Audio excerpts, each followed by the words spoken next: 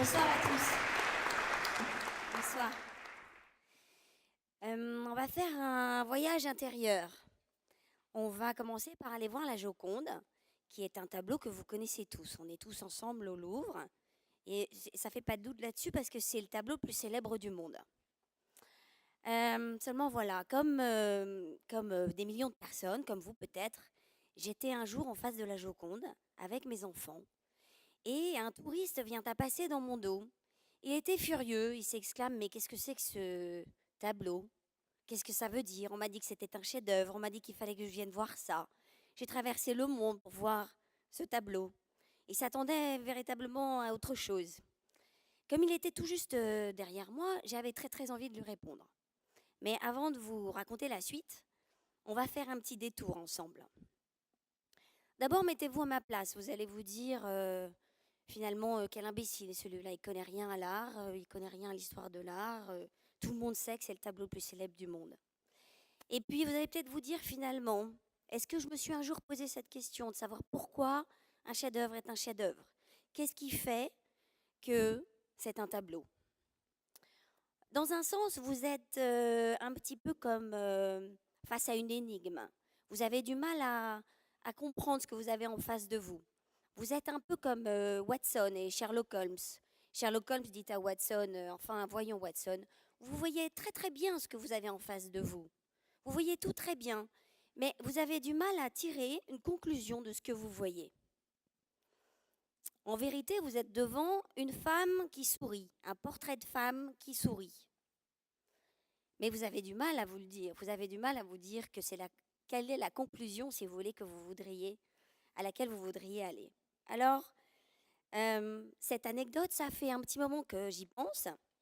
Elle m'a aidé à formuler un questionnement sur la question du tableau, qui me fait venir ici ce soir et vous parler de cet objet particulier, étrange, qu'on a en face de nous-mêmes, qu'on met au mur, dans les musées, dans les galeries, qui nous interroge, qui nous interpelle, qu'on met devant nos yeux. Et c'est pour cette raison-là que je suis là ce soir, donc pour vous parler de cet objet particulier. Il est particulier cet objet parce que parmi toutes les expressions ou objets que nous fabriquons, nous les êtres humains, à côté de la musique ou d'un livre, il a cette particularité de se donner d'un seul tenant. Il est d'un coup, il vous vient en un clin d'œil. Avec un livre, vous tournez les pages pour comprendre la pensée de l'écrivain. Avec une sculpture, vous allez être obligé, disons, de tourner autour, ça se passe dans l'espace. Et puis une musique, il va vous falloir du temps pour l'écouter, pour aller jusqu'au bout, pour avoir une émotion. Un tableau, c'est tout de suite. Et c'est ce qui fait sa particularité. L'autre particularité, assez étonnante, c'est que c'est complètement inerte. Vous avez des taches de couleur, c'est fait comme une chose quelque part. Vous avez un châssis avec une toile. Et pourtant, ça va devenir, au fond de votre regard, quelque chose de complètement vivant. Alors, comment parler de ce mouvement à l'intérieur de vous-même qui va s'opérer? Au début, je cherchais une définition à l'université. Je me disais, mince, comment je vais faire? Est-ce que c'est comme ci? Est-ce que c'est comme ça un tableau? Et puis j'en suis venue très vite à comprendre que ce n'était pas une définition qu'il fallait chercher. Si vous voulez, un tableau, c'est un peu comme l'amour, ou comme la foi, comme un visage. Vous pouvez éventuellement décrire un visage, mais vous ne pourrez jamais euh, définir avec des concepts la personne qui est en face de vous et qui vous sourit, par exemple. C'est pas possible. Alors, j'en viens j'en viens à vous dire ceci, en fait, que c'est un phénomène d'ouverture de la conscience. Ça nous permet, un tableau, quand il est en face de nous, ça nous permet de décapsuler quelque chose qui est en nous. C'est pour ça que c'est un objet fondamental. Pour que ça marche, il faut qu'il soit suffisamment puissant pour qu'il vous atteigne à l'intérieur de vous-même. Il faut qu'il soit pensant. Pour regarder ce phénomène d'ouverture, je vais vous parler de mon histoire personnelle vécue en tant que peintre. Et puis ensuite, on va regarder ensemble un tableau du XVe siècle que j'ai choisi parce qu'il était particulièrement révélateur de ce phénomène d'ouverture. En 97, je me mets à peindre sans trop savoir de quoi il est question. Simplement, je suis dans l'élan de ma mémoire d'enfant. J'étais fascinée quand j'étais enfant par les tableaux de Van Gogh, ces paysages, avec ces taches de couleurs qui étaient très matérielles et en même temps euh, qui dégageait une poésie extraordinaire. Donc je suis dans cet élan-là. Et en 2001, je rencontre un tableau qui me met dans un choc émotionnel très profond. Il est peint par un peintre contemporain qui s'appelle Pierre Dunoyer, dont vous avez peut-être entendu parler. Il peint ce qu'on appelle des tableaux abstraits, des taches de couleurs qui sont liées par un filet coloré. Vous allez comprendre pourquoi je décris ce tableau ensuite. Donc je me retrouve dans un choc émotionnel très profond et je cherche à comprendre ce qui se passe à l'intérieur de moi-même. Mais qu'est-ce que ce tableau m'a fait? Qu'est-ce que l'effet de quelque chose d'inerte à l'intérieur de moi qui m'avait autant ému? Je me mets à écrire un livre avec ce peintre. On travaille sur cette question du tableau. Et puis, dans le courant de la rédaction du livre, je me retrouve avec un pépin de santé. On me dit qu'il faut que je fasse des examens sanguins. Je fais des examens sanguins. On me dit, vous avez un problème, il y a une enzyme qui s'appelle Jack. Incroyable comme histoire. Jack. Je me dis, quelle tête il a, ce Jack. J'ai envie de voir son visage. Alors, je vais sur Internet et je découvre le visage de Jack. C'est une cellule qui ressemble de manière saisissante au tableau du noyer. Des taches de couleur éparses avec un filet qui entoure tout ça. Je me dis, c'est quand même incroyable. Vous vous rendez compte? Vous vous retrouvez avec quelque chose qui est au-devant de vous, sur un mur, qui n'a rien à voir avec votre histoire personnelle, et qui va venir pointer à l'intérieur de vous-même quelque chose d'essentiel, une de vos cellules particulières. Vous allez me dire, c'est de la folie tout ça, c'est une artiste, ces artistes, enfin il faut bien trouver le moyen de créer, d'inventer des histoires, peut-être. C'est légitime si vous vous dites ça. En même temps, vous allez voir, c'est pas tout à fait terminé, et vous allez comprendre. À la fin de la rédaction du livre, je me retrouve dans un sommeil paradoxal, très profond, et je vois défiler à l'intérieur de ma conscience tout un déroulé d'images, de sensations, qui recompose en fait toutes les étapes de ma vie. C'est comme si se recomposait à l'intérieur de moi-même un tableau, mon tableau. Toute mon existence, je la vois sur un écran géant. Je me dis, c'est quoi ce phénomène? Qu'est-ce qui m'arrive, etc. Et à partir de cette prise de conscience très importante, je me mets à peindre véritablement parce que j'ai compris que j'avais trouvé ma place. Parce que le tableau que j'ai vu à l'intérieur de moi, qui correspondait à celui que j'avais vu à l'extérieur de moi, faisait comme un raccord à l'intérieur. Donc je prends conscience de mon existence véritablement, grâce à ce tableau.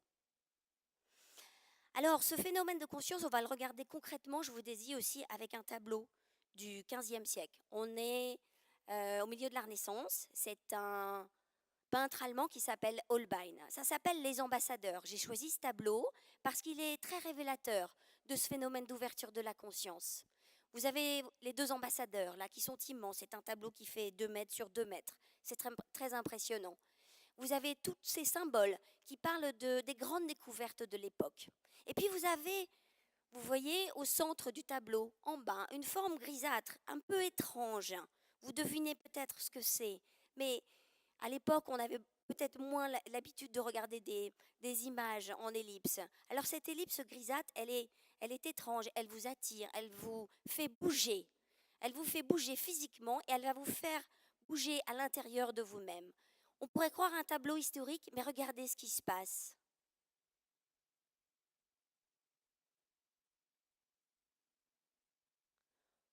Vous voyez cette ellipse. Elle est sortie de quelque chose qui est en 2 dimensions, un tableau, et elle nous apparaît en 3 dimensions. Cet objet flottant non identifié qu'on voyait tout au début, cet objet flottant non identifié, vient nous apparaître en 3 dimensions. Pour quelle raison un peintre viendrait mettre une tête de mort comme ça au milieu d'un tableau qui parle des grandes découvertes? En fait, c'est assez simple. À l'époque, on utilise les têtes de mort pour parler de la vanité. C'est une manière de nous dire, de rappeler aux êtres humains qu'il y a une finitude, qu'un jour on va mourir. D'accord, très bien, la vanité. D'ailleurs, aujourd'hui, dans un sens, on en voit un peu partout des têtes de mort. Vous entrez dans un magasin et vous voyez des têtes de mort. C'est donc, à l'époque, c'était aussi à la mode qu'aujourd'hui, on pourrait dire ça. Cette tête de mort, elle nous renvoie donc à notre propre néant. Elle nous fait bouger physiquement et elle nous fait bouger à l'intérieur de nous-mêmes. Est-ce que c'est morbide? Non, moi je crois que c'est pas morbide du tout. C'est une manière d'entrer en contact avec nous. C'est le peintre qui, par sa pensée, entre en contact avec nous. Il fait une connexion pour nous ramener à notre question fondamentale de notre existence. Dans un sens, ce qu'on arrive à voir avec la peinture, là, c'est que la peinture, l'objet, une fois qu'il est pensant, il va vous retourner à l'intérieur de vous-même. Van Gogh disait que peindre, c'est retourner sa vie comme un gant. Et il me semble que ce mouvement intérieur, d'aller voir à l'intérieur de soi, c'est un mouvement qu'on est tous capables de faire. Alors imaginez un lieu qui ne serait dédié qu'à cela, où on pourrait, en venant peindre, aller interroger cette matière qui est à l'intérieur de nous-mêmes. Ce lieu existe, il s'appelle un clos-lieu, il a été créé par un homme qui s'appelle Arno Stern, et ça fait plus de 60 ans aujourd'hui qu'il fait travailler des personnes pour qu'elles puissent venir par la peinture formuler leur propre mémoire et arriver à leur tableau. Arno Stern dit qu'à l'intérieur du clos-lieu, on travaille sa mémoire organique. Les scientifiques diraient c'est la mémoire cellulaire à l'intérieur de chaque individu qui se met en place. Vous avez au mur du clos-lieu ces parois qui sont une vibration qui émane de tous les tableaux qui sont passés. Arno Stern reçoit des très jeunes, 18 mois, jusqu'à 80 ans, peu importe l'âge. Ce qui compte, c'est que la personne soit accueillie dans son être pour qu'elle se rende présente à elle-même et qu'elle puisse travailler cette mémoire organique à l'intérieur d'elle-même. On n'est pas du tout dans l'art de peindre, on ne cherche pas le chef-d'œuvre, on est juste dans un jeu de peindre. Il n'y a pas de méthode, il n'y a pas de jugement, il n'y a pas de thème, il n'y a pas de sujet particulier. On est très loin de l'art de peindre. Et d'ailleurs, quand vous voyez un jeune enfant qui peint, il ne cherche pas à être un mini-artiste, il ne cherche pas à créer même une image ou à décorer.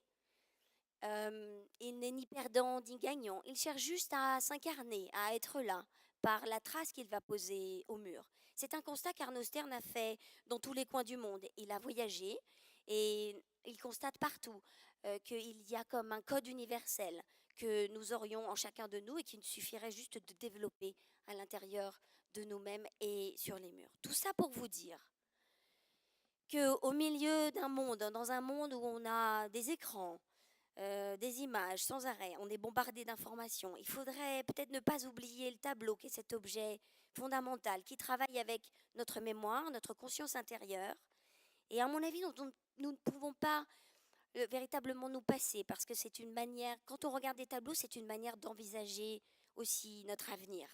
Qui nous sommes et quel est notre avenir.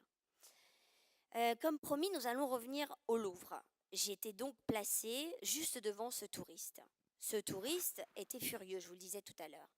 Et je me retourne et je lui dis tout simplement, la Joconde, c'est la première femme qui sourit en peinture. C'est juste une femme, c'est ni une déesse, ni une reine, ni une princesse, c'est juste une femme.